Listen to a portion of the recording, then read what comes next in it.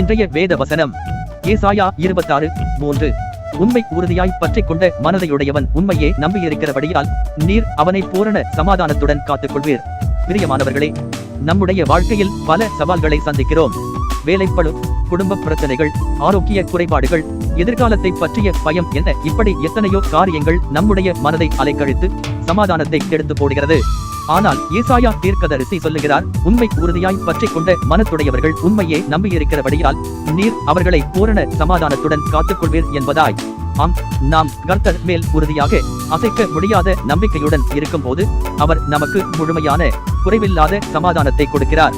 இது உலக கொடுக்கும் சமாதானம் அல்ல, பிரச்சனைகள் இல்லாத சமாதானம் அல்ல. பிரச்சனைகளின் மத்தியிலும் போராட்டங்களின் மத்தியிலும் நம் உள்ளத்தில் ஒரு அமைதியையும் தைரியத்தையும் கர்த்தர் தருகிறார். ஏனென்றால் சமாதானத்திற்கான திறவுகோல் நாம் கர்த்தர் மேல் வைக்கும் முழு நம்பிக்கையே. நம்முடைய கவலைகள், பாரங்கள் அனைத்தையும் அவரிடத்தில் ஒப்புவித்துவிட்டு அவர் நம்மை வழிநடத்துவார் என்று விசுவாசிக்கும் போது அவர் நமக்கு சமாதானத்தை கொடுக்கிறார். நம்முடைய இதயமும் அதனால் நிறைவடைகிறது.